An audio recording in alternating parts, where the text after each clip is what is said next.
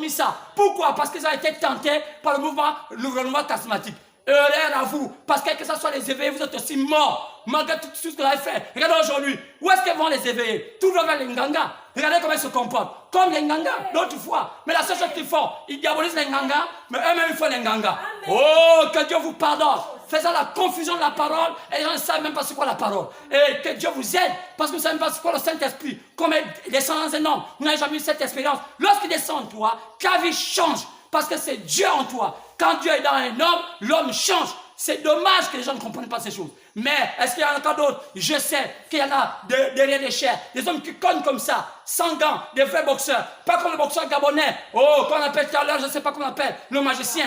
Vous voyez, il a boxé avec un Congolais et jusqu'à aujourd'hui il est KO. Oh, je n'ai jamais vu un homme dans un ring comme baston jusqu'à ce qu'il se casse le bras. Mais bizarrement, son bras n'était pas formé à taper, alors qu'on était à lui monter avec toutes les couleurs gabonaises. C'est un grand boxeur, alors qu'on voyait que c'était un faillant boxeur. Non, pas comme le Joe Brukunda, comme les Makaya qui étaient des vrais boxeurs gabonais. Mais on prend un homme, on le fabrique parce qu'il a assez de muscles. Mais c'est un petit gringalet congolais qui le met KO. Quel honte gabonais! Réveillez-vous! Donnez à manger vos enfants, qu'ils soient solides, qu'ils soient des bons boxeurs. Que d'aller emprunter les boxeurs par-ci, par-là, et à la fin ils apportent la honte. Alors que Dieu vous aide. Alors, je vais dire, vous voyez, avec ses pouvoirs, quoi? Pharaon, hey, l'Égypte. Pharaon, c'était le poids qui gère le monde comme aujourd'hui. C'est la même chose. Et qui était l'Égypte? L'Égypte, c'était le monde. Et il y avait Joseph. Qui était Joseph? Le côté spirituel de la chose. Car nous allons remarquer que Joseph était le quatrième patriarche. Quoi c'est? Israël fonctionne selon les patriarches. Oh, je l'ai envie. J'ai envie peut-être d'enlever mon haut parce que je me sens un peu mieux. Et peut-être que je n'ai jamais fait cela. Et ça va peut-être vous aider. Excusez-moi peut-être de cela. Et je me donne mon haut. Et voilà. Donc je vais dire que qui était Joseph? Joseph était un type de France aujourd'hui. Vous allez voir. Mais qui était sa femme? Oh, un peu le type de l'église des nations. Et il a pris sa femme parmi les nations. C'est pourquoi il est écrit dans Actes, chapitre 15, partant de verset 13 à 14, que Dieu a jeté ses regards vers les nations pour choisir parmi eux un peuple qui a porté son nom. C'est là-bas que Jésus, pas en Israël, parmi les nations païennes, parce qu'il n'y a que 3 peuples qui peuplent la terre. Qui? Les Samaritains. Oh, je dis les Samaritains. Oh, je dis d'abord commencer avec qui? Les Juifs, les Samaritains et les païens. En d'autres termes, les 3 fils de Noé, il y avait Japheth, il y avait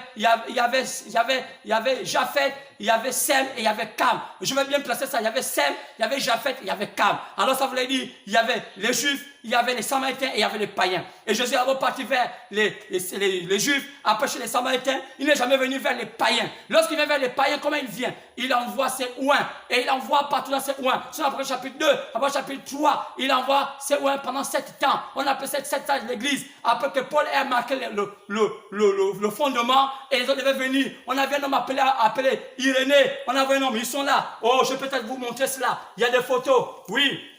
Irénée, oui. On peut voir cela ici. Peut-être qu'on ne peut pas comprendre. Oui, bien sûr. On a d'abord vu Paul. Oui, l'apôtre Paul. Et oui, voilà l'apôtre Paul.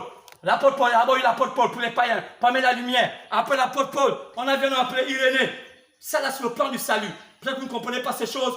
Vous êtes des païens et le diable vous a ouin. On a appelé Irénée. Et tout chacun a son temps. C'est ce que parle l'apôtre, la Bible. Après chapitre 2, après chapitre 3, les sages de l'église. Après on a vu Irénée, ça c'était Irénée. Après on avait appelé Martin. Après vous avez Martin, le frère Martin. Oui, et des vrais combattants à la foi. Est-ce que vous avez reconnu ces hommes? Vous ne savez même pas comment, vous ne savez même pas votre acte de naissance. Vous êtes des enfants illégitimes. Après on voit qui?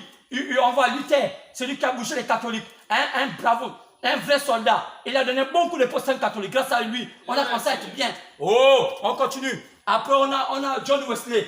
John Wesley l'anglais. Voilà. L'histoire est là. Tout est là. La science nous a montré clair. Mais vous ne voulez pas quoi? Qui nous a donné cela? Ce sont les Illuminati qui ont donné. Ce sont les francs-maçons qui ont mis ces archives-là pour qu'on puisse connaître d'autres histoires. Mais vous ne savez pas. Si ce n'était pas eux, vous savez, vous ne comprenez pas comment fonctionne le monde. Après est venu qui? Le dernier, William Branham. Oui, c'est là. C'est ça. Ce sont les sectes. Ce sont les sectes. C'est ça là. Et les gens ne comprennent pas ces choses. Et ils disent que non, mais c'est écrit où? Mais c'est écrit. On peut voir ça dans la Bible. Clairement. Pourquoi on voit William Branham avec la lumière au-dessus de sa tête? Mais regarde pourquoi chapitre 10, quand l'ange puissant descend, il descend avec le numéro au-dessus de sa tête. Pourquoi? Parce que c'est Jésus qui descend. Lorsqu'il descend, il descend en tant que fils de Dieu. Donc il est invisible. Je veux dire à mon enfant qu'il donne le flambeau au prophète qui vient au temps de la fin. Parce que Dieu parle qu'au prophète. C'est qu'il y a fusion. Quand il avait fait le drapeau israélien, il a fait 2 pyramides que les formations ont pris comme symbole. Ils savent ça. Mais vous savez qu'ils sont un peu dans les recherches. Parce que la franc-maçonnerie, c'est deux sciences. Ils sont spectatifs et ils sont opératifs. C'est-à-dire qu'ils sont des gens qui font des recherches et ils font des expériences pour pouvoir essayer de voir comment ça marche. Donc, c'est pourquoi ils travaillent avec la science, les francs-maçons. Mais pourquoi les gens ne comprennent pas ça? Parce qu'ils ne savent pas. Mais comment j'ai su ça? Je suis un loin et Dieu m'a donné tout pour pouvoir vous enseigner. Peut-être que je ne vous dis pas tout ici, parce qu'il y a des endroits où on ne peut pas dire tout. Il y a des endroits où il y a des choses qu'on ne peut pas dire. Et je sais, je peux encore aller plus loin. Alors, quand on regarde tout cela, c'est pas remarquer que Dieu va confirmer cet homme avec une colonne de feu. Pourquoi? Parce que dans Abraham chapitre 10, par exemple verset 1 à 7, on dit que c'est au 7e ange. Quand c'est maintenant sonné la trompette. Donc, le 7e messager, le messager de la Odyssée, est censé être celui-là que Jésus doit oindre pour donner le livre. Et le livre là, c'est un livre qui va révéler tous les mystères cachés. Et c'est pourquoi on peut voir tout cela. Est-ce que évidemment parle de cela? Oh, je vais vous le montrer qu'il parle de toutes ces choses. Et bien, ce qu'on a marqué, demandez à ces hommes qui se disent Branham bien comme ça, Branham. Vous allez voir dans le code, là, dans un livre qu'on appelle CO2, dans le code, et on lui pose la question, William Branham, est-ce qu'il est convenable? Oh, peut-être que je vais voir ça ici. Est-ce qu'il est convenable? Est-ce qu'il est convenable qu'un enfant de Dieu appartienne à une loge, à une loge dite maçonnique? Ici, dans ce livre, le code, oui, la page, le code c'est ça, la page, je reprends la page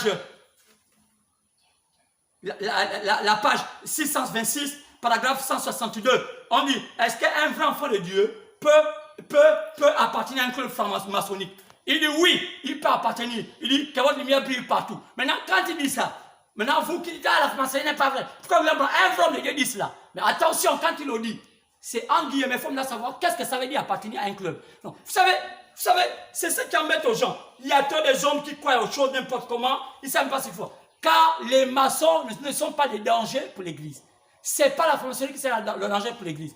Le danger pour l'Église, c'est le système ecclésiastique. C'est l'Église catholique et tout son système. Ils vont amener les gens à l'erreur. Oh, je vais vous montrer cela. Bon, on a l'occasion. Mais je vais d'abord avancer pour dire que Joseph va représenter Jésus-Christ, car Joseph est un type de Jésus. Et il était le 7e fondement. Parce qu'Israël travaille par rapport au patriarche.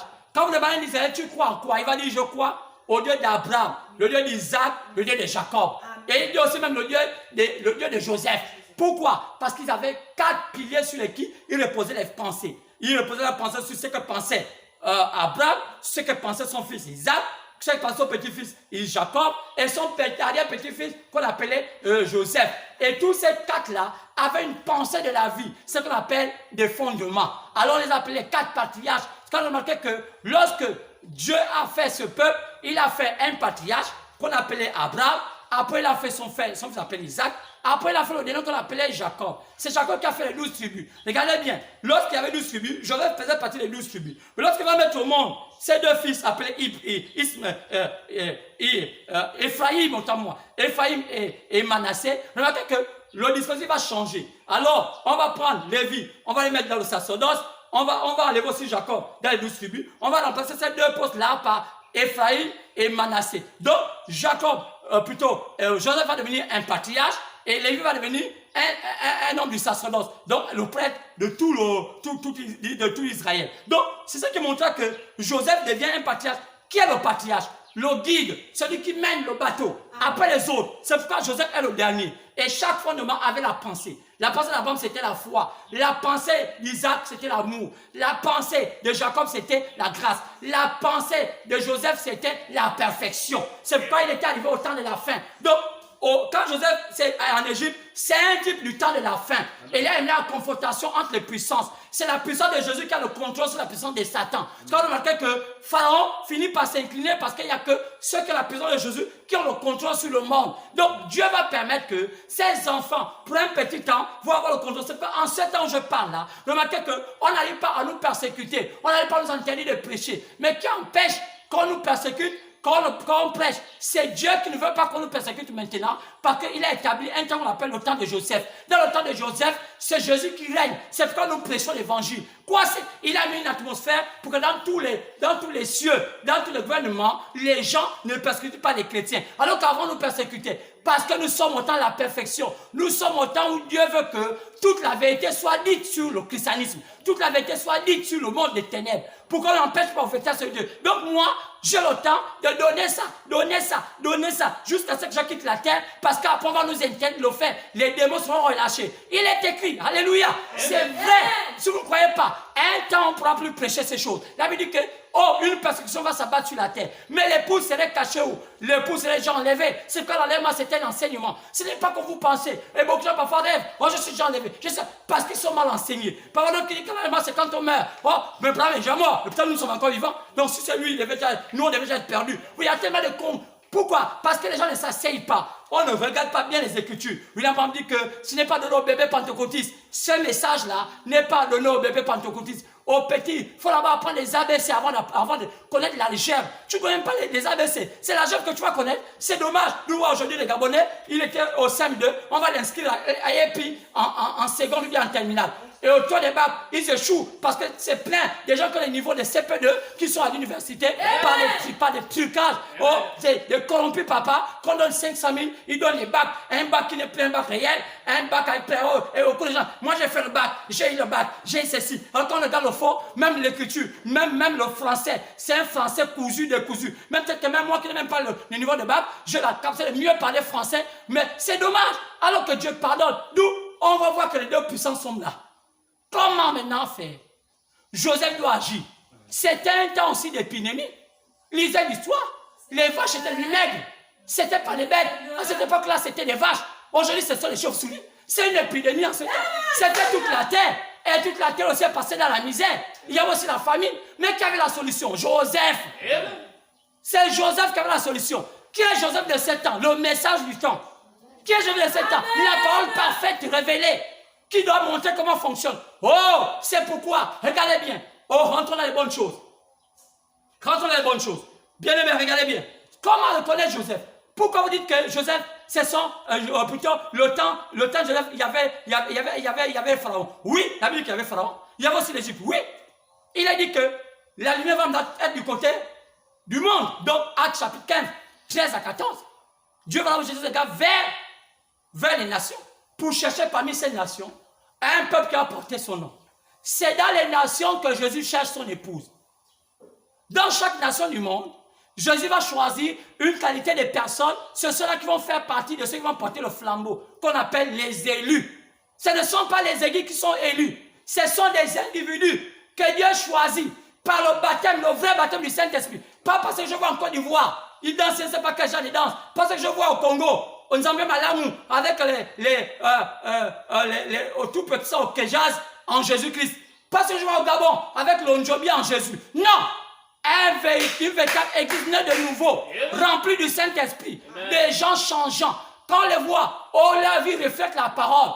Lorsque la parole vient d'un endroit, on sent la paix. C'est pourquoi les enfants de Dieu sont des porteurs de paix, sont des porteurs de bonheur. Quand ils vont quelque part, tout change. Pas seulement dans le naturel, même dans le surnaturel. C'est pourquoi les gens ont les bons sommeils, les bandits disparaissent. Bien aimé, pourquoi il y a les bandits dans nos quartiers? C'est le manque de la parole. Ils savent que la parole qu'on prêche est fausse. Lorsque vous examinez, vous regardez, ils savent que ce que vous faites là est faux. Et ce sont des bandits là qui les côtoient. Les bandits côtoient les bandits. Mais il y a la pure parole. Les bandits ne viennent pas. Ils n'aiment pas cela. Ils ont peur. Les bandits et les bandites qui portent les collants collés, les petites jupes, les fardets, ceci. Non. Mais les vrais enfants de Dieu, ils viennent changer un paradigme. C'est pourquoi les hommes du monde ne les aiment pas. Ils préfèrent les persécuter pour dire qu'ils se prennent pour qui? On ne se prend pas pour quelque chose, mais c'est Dieu qui nous a fait ainsi. On ne peut rien faire. Quand Dieu t'a fait ce que tu es. Même si on veut te dire que tu es mauvais, même si on veut dire que Dieu t'a fait ce que tu es, mais tu es. C'est que l'enfant de Dieu porte le bonheur. C'est pourquoi on dit, lorsqu'on regarde bien,